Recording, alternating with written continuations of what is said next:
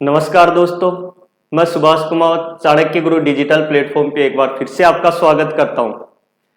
पिछली क्लासों में हमने रिट लेवल 2 राजनीति विज्ञान के प्रस्तावना टॉपिक की चर्चा की, काफी उसका विस्तृत अध्ययन किया। आज की क्लास में हम प्रस्तावना से रिलेटेड पिछली एग्जामों में आए हुए प्रश्नों की चर्चा करेंगे। ये प्रश्न है किसी न किसी एग्जाम में आए हुए हैं और इसी टाइप के आगे आने के चांस है। तो अपना पहला जो प्रश्न है वो है, भारतीय संविधान की प्रस्तावना में दिए गए आश्वासनों का सही क्रम है। मैंने प्रस्तावना पढ़ाते समय आपको बताया था प्रश्नों का टाइप कि न केवल शब्द पूछे जाते हैं बल्कि शब्दों का क्रम भी पूछा जाता है, और इसमें यही क्रम पूछा गया है, सही क्रम।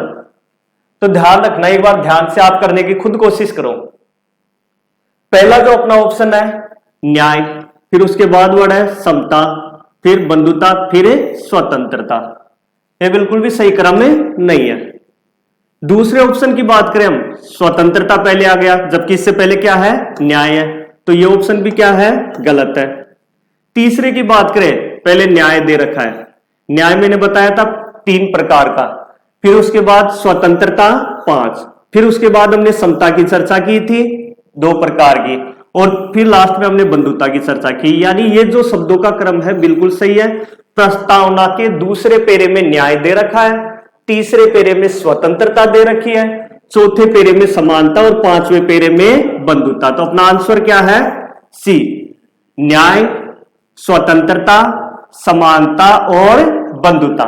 आप भी मेरे साथ साथ करने की कोशिश करो। नेक्स्ट जो अपना प्रश्न है वो है, भारतीय संविधान के निर्माताओं का मत निम्नलिखित में से किसमें प्रतिबिंबित होता है। भारतीय संविधान के निर्माताओं का मत निम्न में से किसमें प्रतिबिंबित होता है। ऑप्शन आपके सामने है, उद्देशिका, मूल अधिकार, राज्य के नीति निर्देशक तत्व और मूल कर्तव्य। यहां पर हमने बेरूवाड़ीवाद में चर्चा की थी। बेरूवाड़ीवाद में जब सर्वोच्च न्यायालय के सामने मामला आया तो उसमें प्रश्न था क्या प्रस्तावना संविधान का भाग है या नहीं है, और पिछली क्लासों में मैंने आपको बताया भी था कि बेरूवाड़ीवाद में सर्वोच्च न्यायालय ने प्रस्तावना को संविधान का भाग नहीं माना, लेकिन क्या कहा कि जहां कहीं संविधान अस्पष्ट है वहां पर प्रस्तावना है वो संविधान निर्माताओं का आशय, संविधान निर्माताओं का मत सुनिश्चित करती है, संविधान की भाषा शैली को स्पष्ट करने का कार्य करती है। तो इसका आंसर क्या हो जाएगा, उद्देशिका या प्रस्तावना।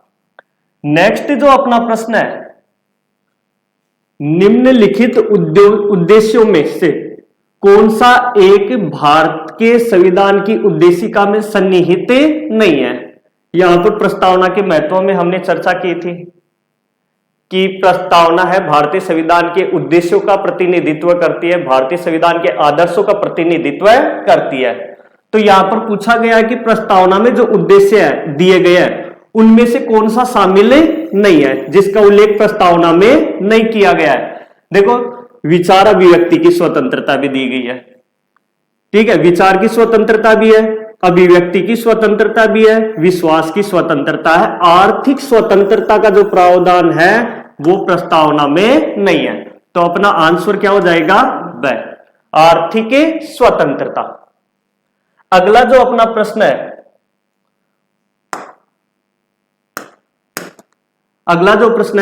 भारत के संविधान की प्रस्तावना के संदर्भ में हम भारत के लोग की सही व्याख्या क्या है। हमने प्रस्तावना में प्रत्येक शब्द की व्याख्या को अलग पढ़ा है, प्रत्येक शब्द की व्याख्या को हमने समझा है। तो हम भारत के लोक शब्द की सही व्याख्या क्या है।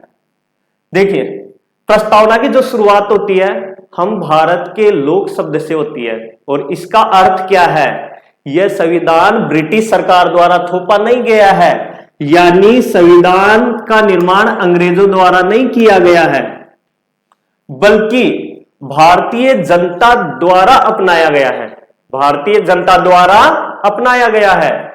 इसलिए इस संविधान की शक्तियों का स्रोत कौन है, भारत की जनता।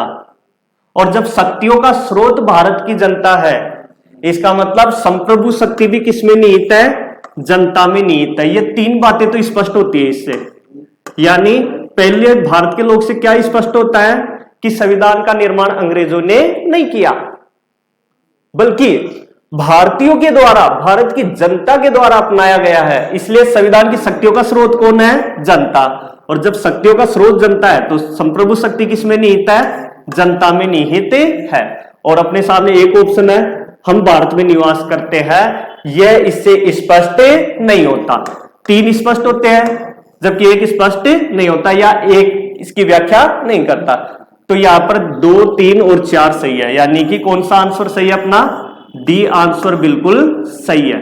2 भी सही है, 3 भी इसकी व्याख्या करता है, 4 भी इसकी व्याख्या करता है। अगला अपना प्रश्न है, भारतीय संविधान की उद्देशिका को संशोधित किया गया। ध्यान रखना, प्रस्तावना में केवल अभी तक एक बार संशोधन किया गया है और उस संशोधन के माध्यम से केवल 3 नए शब्द जोड़े गए, कुछ घटाया नहीं गया है। और वो कौन सा संशोधन था? 42वां संशोधन 1976। इसके माध्यम से प्रस्तावना में 3 नए शब्द जोड़े गए, सकारात्मक संशोधन किया गया, नकारात्मक संशोधन नहीं किया गया। अपना अगला प्रश्न है, भारत के संविधान की प्रस्तावना में प्रतिस्थापित निम्नलिखित शब्दों का सही क्रम। एक बार फिर से ऐसा ही प्रश्न क्रम का, यानी आपको प्रस्तावना में न केवल महत्वपूर्ण शब्दों को याद रखना है, बल्कि प्रत्येक शब्द का आपको क्रम भी याद रखना है। प्रस्तावना में किस क्रम से ये शब्द हैं, तो देखिए इसका क्रम देखो। सबसे पहले क्या है इसमें? न्याय। दूसरे पेरे में न्याय दिया गया है। अभी ये हाल ही में ऐसा ही एग्जाम में ये प्रश्न आया था। न्याय प्रस्तावना में 3 प्रकार का, फिर उसके बाद का आदर्श क्या है? स्वतंत्रता, जो कि कितने प्रकार की है? 5 प्रकार की। उसके बाद का है जो क्या है? समानता, जो कि 2 प्रकार की। और उसके बाद का है बंधुत्व, या फिर आप इसे क्या बोल सकते हो? भ्रातृत्व। इसका मतलब अपना आंसर क्या है? पहले क्या आ जाएगा? न्याय, यानी कि 3। उसके बाद क्या आ जाएगा? स्वतंत्रता 2, फिर उसके बाद समानता और उसके बाद बंधुत्व, यानी अपना आंसर ब है। बिल्कुल राइट। तो आपको ऐसे प्रश्नों में न केवल महत्वपूर्ण शब्द याद रखने हैं, बल्कि प्रस्तावना के प्रत्येक शब्द का आपको क्रम याद रखना है।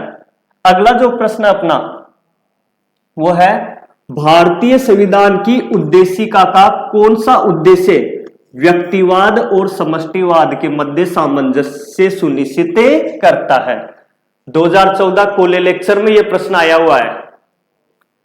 यानी प्रस्तावना का कौन सा आदर्श है इन 4 में से जो एक तरफ व्यक्ति को महत्व देता है तो दूसरी तरफ वो समष्टि को महत्व देता है? यानी व्यष्टि और समष्टि में कौन सा आदर्श संबंध स्थापित करता है? और पिछली क्लासों में हमने इसके बारे में स्पष्ट पढ़ा था।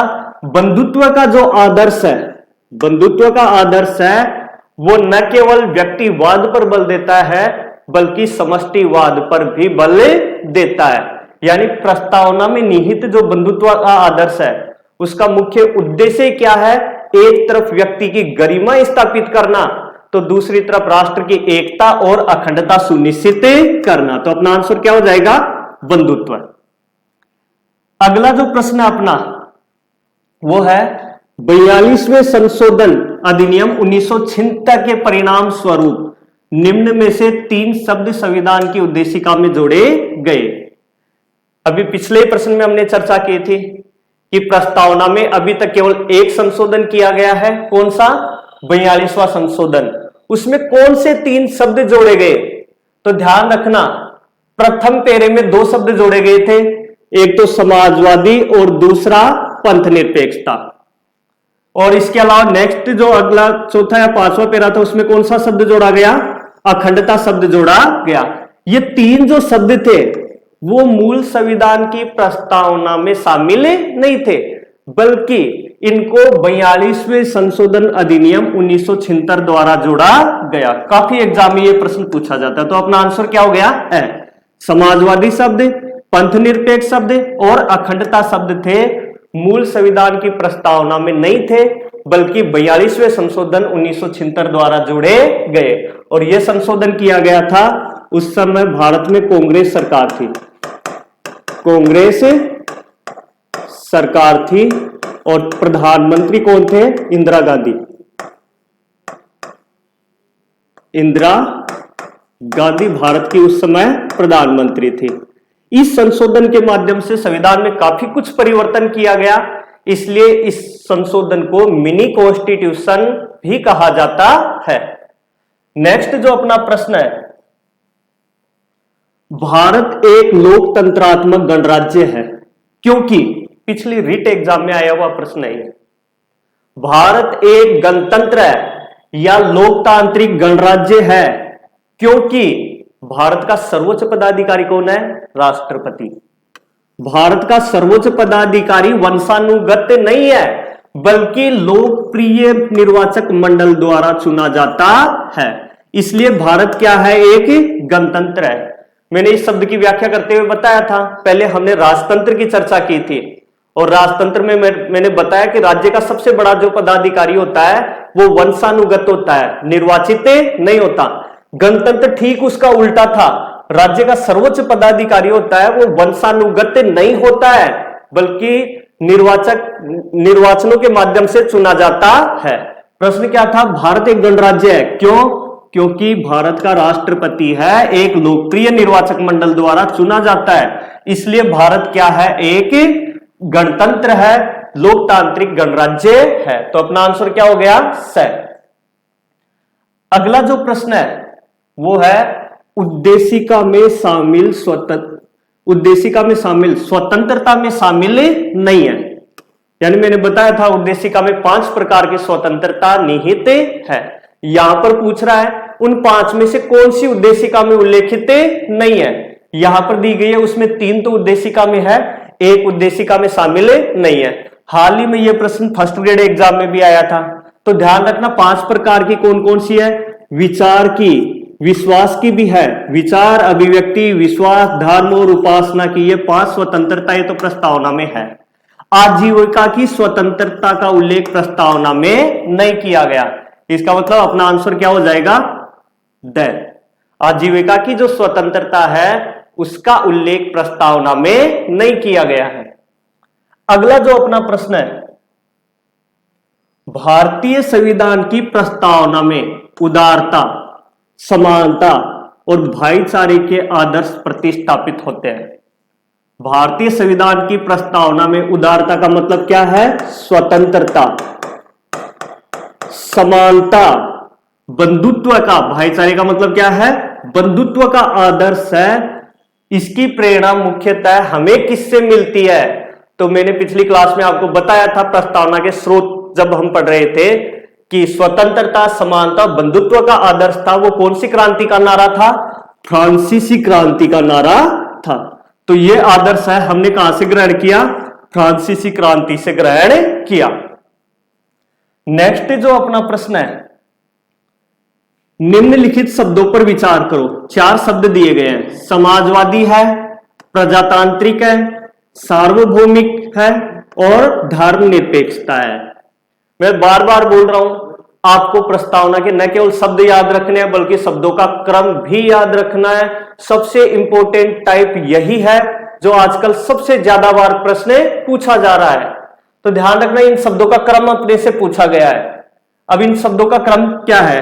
देखो, पहली लाइन से पूछा गया है। पहली लाइन हमने पढ़ी थी, हम भारत के लोग भारत को संपूर्ण प्रभुत्व संपन्न समाजवादी पंथ निरपेक्ष लोकतंत्रात्मक गणराज्य बनाने के लिए। इसका मतलब पहला जो वर्ड है सार्वभौमिक यानी संप्रभु, तो पहला आ जाएगा 3। उसके बाद कौन सा है? समाजवादी, फिर आ जाएगा 1, फिर उसके बाद है पंथ निरपेक्ष यानी धर्म निरपेक्ष 4, और लास्ट का कौन सा है? प्रजातांत्रिक यानी लोकतांत्रिक 2। तो अपना आंसर क्या हो गया? 3, 1, 4, 2। तो आपको बिल्कुल इसको क्रम से याद रखना है।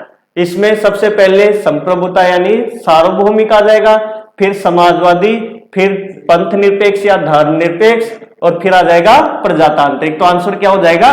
3, 1, 4, 2। अगला जो अपना प्रश्न है, भारतीय संविधान की प्रस्तावना में धर्मनिरपेक्ष शब्द किस संशोधन द्वारा जोड़ा गया? वही बात, प्रस्तावना में अब तक केवल कितनी बार संशोधन? एक संशोधन, और वो कौन सा संशोधन है? 42वां संशोधन, जिसमें 3 नए शब्द जोड़े गए थे। न केवल धर्म निरपेक्षता शब्द जोड़ा गया था या पंथ निरपेक्षता शब्द जोड़ा गया था, बल्कि समाजवाद और अखंडता शब्द भी जोड़े गए थे। 3 नए शब्द जोड़े गए। कौन से संशोधन? 42वें संशोधन 1976 द्वारा। अभी मैंने बताया उस समय कांग्रेस की सरकार थी, प्रधानमंत्री इंदिरा गांधी थी। अगला जो प्रश्न है, भारत एक गणतंत्र है, भारत एक गणराज्य है, इसका अर्थ क्या है? अभी थोड़ी देर पहले भी आया था, ये थोड़ा सा उससे चेंज है ये प्रश्न।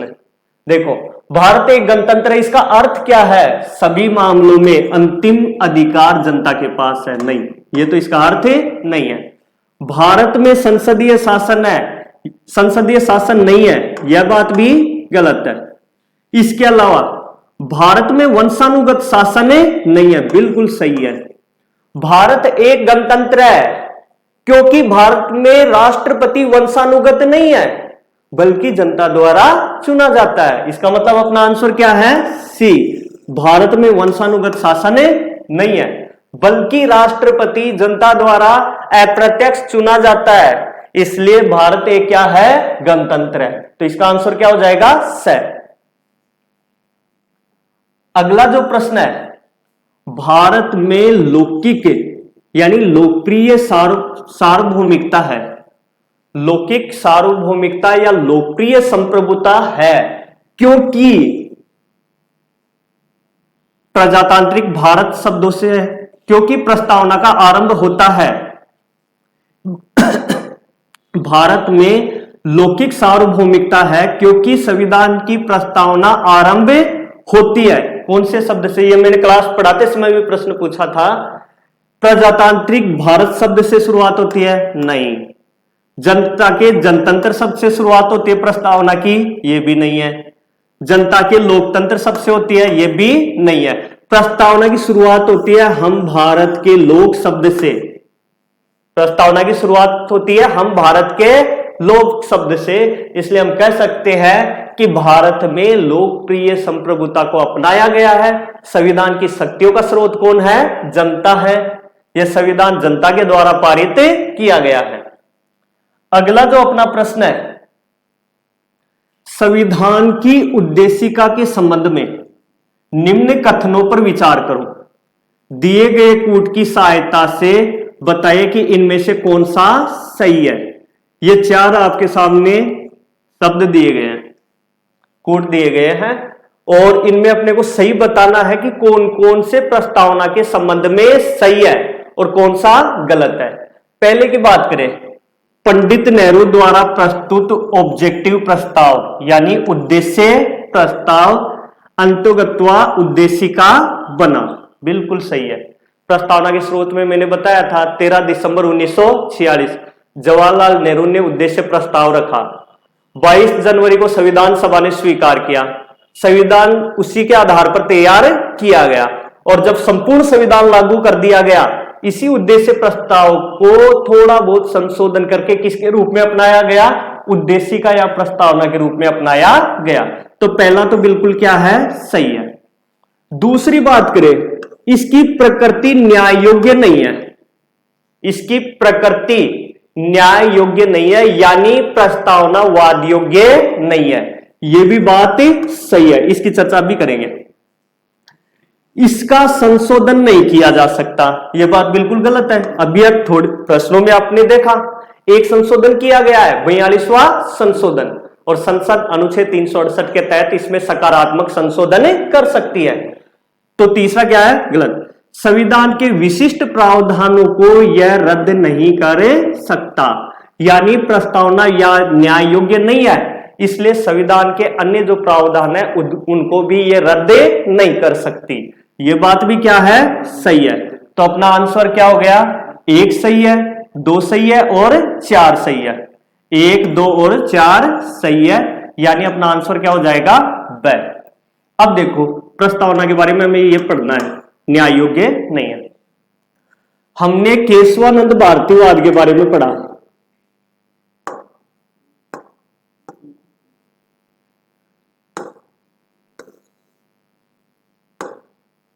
हमने केशवानंद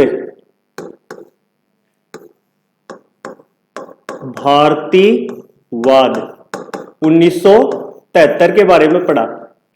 इसमें सर्वोच्च न्यायालय ने प्रस्तावना को संविधान का भाग माना, प्रस्तावना को संविधान का भाग माना, और साथ ही क्या कहा? संसद इसमें संशोधन भी कर सकती है, संसद संशोधन भी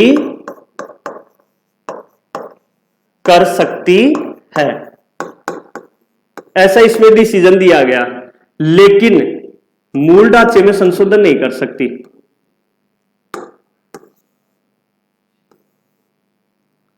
लेकिन मूल ढांचे में संशोधन नहीं कर सकती। इन चीजों के बारे में तो हमने कल पढ़ा था। यानी बेरुवारीवाद में सर्वोच्च न्यायालय के द्वारा प्रस्तावना को संविधान का भाग नहीं माना था, लेकिन केशवानंद भारतीवाद में सर्वोच्च न्यायालय ने कहा कि संविधान निर्माताओं ने पूरे संविधान की भांति प्रस्तावना को भी अपनाया है, इसलिए प्रस्तावना संविधान का भाग है और संसद अनुच्छेद 368 के तहत इसमें संशोधन कर सकती है, लेकिन मूल ढांचे को नहीं बदल सकती। साथ ही सर्वोच्च न्यायालय ने क्या कहा कि प्रस्तावना वाद योग्य नहीं है, वाद योग्य नहीं है, वाद योग्य नहीं है, यानी इसकी न्यायिक क्षमता नहीं है, इसमें न्यायिक क्षमता नहीं है। इसका मतलब क्या है कि प्रस्तावना में निहित प्रावधान है, उनको लागू करवाने के लिए आप न्यायालय की शरण नहीं ले सकते। प्रस्तावना में निहित जो प्रावधान है उनको लागू करवाने के लिए आप सर्वोच्च न्यायालय या उच्च न्यायालय की शरण नहीं ले सकते, क्योंकि सर्वोच्च न्यायालय ने इसी वाद में स्पष्ट कर दिया था कि प्रस्तावना है वो वाद योग्य नहीं है, आप इसके प्रावधानों को लेकर न्यायालय में नहीं जा सकते। अब सर्वोच्च न्यायालय ने ऐसा क्यों कहा? जब प्रस्तावना वाद योग्य नहीं है, इसमें बड़े बड़े आदर्शों की बात की गई है, तो फिर मतलब क्या है प्रस्तावना का? जब आप इनको लागू करवाने के लिए न्यायालय में ही नहीं जा सकते, क्या मतलब है? तो सर्वोच्च न्यायालय ने ऐसा क्यों कहा? क्योंकि प्रस्तावना में जितने भी आदर्श दिए गए हैं, स्वतंत्रता है, समानता है, बंधुत्व है, न्याय का आदर्श है, इनकी अभिव्यक्ति संविधान में ऑलरेडी दूसरे भागों में होती है। यानी प्रस्तावना में जो आदर्श है उनकी अभिव्यक्ति संविधान में ही अन्य जगह की गई है, और उनकी अभिव्यक्ति कहां पर की गई है? भाग 3 मूल अधिकारों में, भाग 4 नीति निर्देशक तत्वों में, भाग 4 के मूल कर्तव्यों में। तो कई बार यह भी प्रश्न आता है, प्रस्तावना में उल्लेखित आदर्शों की अभिव्यक्ति संविधान के कौन से भाग में होती है? तो ध्यान रखना, मूल अधिकारों में होती है, नीति निर्देशक तत्वों में होती है और मूल कर्तव्यों में होती है। भाग 3 में होती है, भाग 4 में होती है, भाग 4 क में होती है। तो आई होप ये समझ में आ गया होगा न्याय योग्य है या नहीं है, और अगर ये न्याय योग्य नहीं है तो इनके आदर्शों की अभिव्यक्ति संविधान में कहां पर होती है? मूल अधिकार, नीति निर्देशक तत्व और मूल कर्तव्यों में होती है। नेक्स्ट अपना प्रश्न है, भारतीय गणतंत्र की 26 जनवरी 1950 को सही संवैधानिक वस्तु स्थिति क्या थी जब संविधान लागू किया गया था? काफी इंपॉर्टेंट प्रश्न है। पूछ रहा है कि 26 जनवरी 1950 जिस दिन संविधान लागू हुआ था, उस समय भारत कैसा राज्य था, भारत की क्या विशेषता थी? तो मैंने यहां पर भी आपको प्रस्तावना पढ़ाते समय चर्चा की थी कि 1976 के बाद की वस्तु स्थिति आपको याद रखनी है, 1976 से पहले की आपको वस्तु स्थिति याद रखनी है। क्योंकि 42वें संशोधन 1976 द्वारा 3 नए शब्द जोड़कर भारत की वस्तु स्थिति को बदल दिया गया था। तो उन 3 शब्दों को हटा दो, तो यहां पर आप आसानी से उत्तर दे सकते हो। अब देखो 26 जनवरी 1950 को भारत क्या था? लोकतंत्रात्मक गणराज्य था, सही बात है। संपूर्ण प्रभुत्व संपन्न लोकतंत्रात्मक गणराज्य था, ये तो सही है, लेकिन उस समय पंथ निरपेक्ष नहीं था। यानी ये स्पष्टता कब की गई? 42वें संशोधन द्वारा। 42वें संशोधन द्वारा प्रस्तावना में यह शब्द जोड़ा गया था, तो यह भी ऑप्शन है सही नहीं है। संपूर्ण प्रभुत्व संपन्न लोकतांत्रिक गणराज्य, ये बिल्कुल क्या है? सही है, क्योंकि समाजवादी शब्द भी 42वें संशोधन द्वारा जोड़ा गया। तो ध्यान रखना 26 जनवरी 1950 को भारत प्रस्तावना के अनुसार कैसा राज्य था? संप्रभु राज्य तो था ही, साथ लोकतंत्रात्मक गणराज्य था। धर्म निरपेक्ष और समाजवादी शब्द थे, उस समय प्रस्तावना में नहीं थे। अगला जो अपना प्रश्न है, भारत के संदर्भ में निम्न में से कौन धर्मनिरपेक्ष शब्द की सही भाव व्यक्त करता है? यानी धर्मनिरपेक्ष शब्द का अभिप्राय पूछ रहा है भारत के संदर्भ में। तो पहला, भारत में अनेक धर्म है, यह बात सही है, लेकिन पंथ निरपेक्षता की पूर्ण अभिव्यक्ति नहीं करते। भारतीयों को धार्मिक स्वतंत्रता प्राप्त है, यह बात भी क्या है? सही है, लेकिन पंथ निरपेक्ष शब्द की सही व्याख्या यह भी नहीं करता। धर्मानुपालन व्यक्ति की इच्छा पर निर्भर है, यह बात भी भारत के संदर्भ में सही है, लेकिन यह भी पूर्ण अभिव्यक्ति इस शब्द की नहीं करता। भारत में राज्य का कोई धर्म नहीं है, बिल्कुल सही है। भारत एक धर्मनिरपेक्ष राज्य है। ध्यान रखना, ये 3 चीजें बाद में आती है, पहले ये चीज आती है, तो अपने लिए ये इंपॉर्टेंट है कि भारत एक धर्मनिरपेक्ष राज्य है, क्योंकि भारत का अपना कोई राज्य धर्म नहीं है। तभी तो भारत में अनेक धर्म समाहित है, तभी तो भारतीयों को धार्मिक स्वतंत्रता प्राप्त है, तभी तो धर्म का पालन करना व्यक्ति की इच्छा पर निर्भर है। यानी ये 3 जो है अपने आप में सही तो है, लेकिन इसके साथ जुड़े हुए हैं। तो यहां इस शब्द की व्याख्या, सर्वोत्तम जो व्याख्या करता है वो कौन करता है? भारत में राज्य का कोई धर्म नहीं है। तो अपना जो आंसर है वो क्या है? डी। नेक्स्ट जो अपना प्रश्न है, निम्नलिखित शब्दों में से कौन सा शब्द सन 1975 में भारतीय संविधान की प्रस्तावना में सम्मिलित नहीं था? एक बार फिर से वही 42वां संशोधन पूछ लिया गया। यहां पर 4 शब्द दिए गए और पूछ रहा है कि 1975 में इन 4 में से कौन सा शब्द प्रस्तावना में नहीं था। तो आप डायरेक्ट 42वें में जाओ, संशोधन 1976। कौन से 3 नए शब्द जोड़े गए? समाजवाद, पंथ निरपेक्षता और इसके अतिरिक्त अखंडता। तो ध्यान रखना, ये 3 शब्द तो थे, बंधुत्व भी था, संप्रभु भी था, समानता, लेकिन अखंडता शब्द था वो कब जोड़ा गया? 1976 को। कौन से संशोधन द्वारा? 42वें संशोधन द्वारा जोड़ा गया। नेक्स्ट जो अपना प्रश्न है वो है, भारतीय संविधान की प्रस्तावना में भारत को किस रूप में घोषित किया गया है? प्रस्तावना की पहली लाइन पढ़ते समय मैंने बताई थी कि यह अपने आप में भारत की विशेषता बताती है कि भारत कैसा राज्य है। तो पहली लाइन क्या कहती है?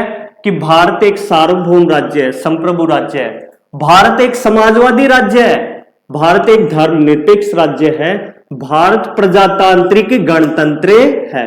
तो ये ऑप्शन है वो सर्वोत्तम व्याख्या करता है। यानी भारत की प्रस्तावना भारत को क्या घोषित करती है? संप्रभु राज्य घोषित करती है, समाजवादी राज्य घोषित करती है, पंथ निरपेक्ष राज्य घोषित करती है, प्रजातांत्रिक गणतंत्र घोषित करती है। अगला जो अपना प्रश्न है, निम्न में से कौन सा राज्य का सबसे महत्वपूर्ण तत्व है? 4 है, ध्वज, राजधानी, संप्रभुता और शासना अध्यक्ष। इसमें पूछ रहा है कि सबसे महत्वपूर्ण शब्द इनमें से कौन सा है? तो ध्यान रखना, सबसे महत्वपूर्ण शब्द कौन सा है? संप्रभुता। इसके बिना कोई देश स्वतंत्र नहीं है। यही वह शक्ति है जो किसी राज्य को आंतरिक और बाह्य मामलों में पूरी तरीके से स्वतंत्र बनाती है। तो अपने आप में संप्रभुता शब्द है वो इंपॉर्टेंट शब्द है। यहां पर हमने चर्चा भी की थी, राज्य के 4 तत्व बताए थे मैंने। पहला था जनसंख्या था, जनसंख्या था, दूसरा भूभाग था, तीसरा सरकार था और चौथा था संप्रभुता शब्द था। ध्यान रखना इस टाइप का भी आ जाए कि राज्य के 4 तत्व होते हैं। राज्य के कितने तत्व है? 4। इन 4 में भी अगर आपको इंपॉर्टेंट पूछे तो भी कौन सा आंसर आएगा? संप्रभुता ही आंसर आएगा। नेक्स्ट जो अपना प्रश्न है वो है भारतीय संविधान की प्रस्तावना के सिलसिले में निम्न में से कौन सा क्रम सही है? एक बार क्रम वाला प्रश्न फिर से पूछ लिया गया। ध्यान रखना आपके प्रत्येक शब्द का क्रम याद रखना है। अब यहां पर जो पहली लाइन है उसका क्रम पूछा जा रहा है। मैंने आपको याद करवाया था, हम भारत के लोग भारत को संपूर्ण प्रभुत्व संपन्न समाजवादी, संपूर्ण प्रभुत्व संपन्न यानी सार्वभौम सत्ता संपन्न समाजवादी, पंथ निरपेक्ष, जनवादी का मतलब लोकतांत्रिक गणतंत्र। पहली लाइन का यह क्रम है। तो यहां पर पहली लाइन का सही क्रम पूछा गया है, शब्दों का सही क्रम पूछा गया है। यहां पर गणतंत्र को पहले रख दिया जबकि ये लास्ट में आना चाहिए था। यहां पर धर्मनिरपेक्ष, यहां पर लोकतंत्रात्मक नहीं है। तो इस प्रकार से जो है सार्वभौम सत्ता संपन्न समाजवादी, धर्मनिरपेक्ष, जनवादी, गणतंत्र है, ये जो शब्द है, ये जो लाइन है वो बिल्कुल क्रम से है।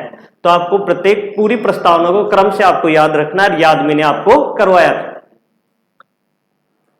नेक्स्ट जो प्रश्न है, भारतीय संविधान की प्रस्तावना में जिन आदर्शों एवं उद्देश्यों की रूपरेखा दी गई है उनकी स्पष्ट व्याख्या की गई है। अभी थोड़ी देर पहले मैंने समझाया था कि भारतीय, प्रश्न क्या कहता है, भारतीय संविधान की प्रस्तावना में जो आदर्श है, उद्देश्य है, उनकी रूपरेखा दी गई है, उनकी व्याख्या कहां पर की गई है, उनकी व्याख्या कहां पर होती है।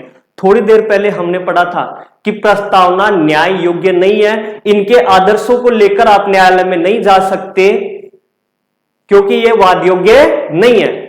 इसका मतलब इसकी अभिव्यक्ति संविधान में अन्य जगह पर होती है। और मैंने 3 बताया था कहां पर अभिव्यक्ति होती है, इसकी मूल अधिकारों में अभिव्यक्ति होती है, राज्य के नीति निर्देशक तत्वों में इसकी अभिव्यक्ति होती है, मूल कर्तव्यों में इनकी अभिव्यक्ति होती है। तो अपना आंसर क्या आ जाएगा?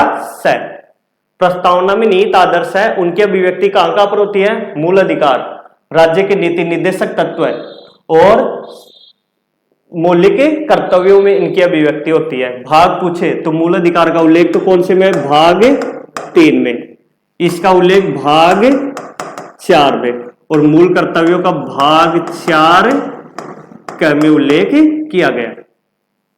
अगला जो अपना प्रश्न है,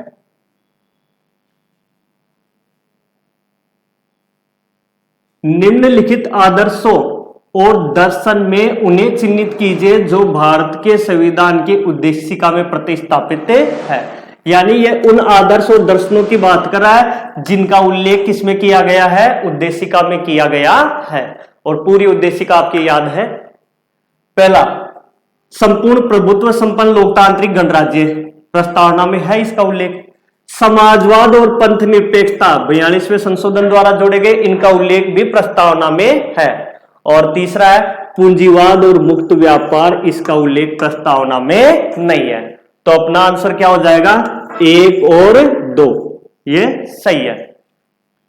नेक्स्ट जो अपना प्रश्न है, लास्ट प्रश्न है, 42वें संशोधन अधिनियम 1976 के परिणाम स्वरूप निम्न में से 3 शब्द संविधान की उद्देशिका में जोड़े गए। ध्यान रखना प्रस्तावना में 1 संशोधन किया गया है और उसमें 3 नए जो शब्द जोड़े गए हैं वो कौन कौन से हैं? एक तो है समाजवादी, दूसरा शब्द पंथ निरपेक्षता और तीसरा शब्द अखंडता।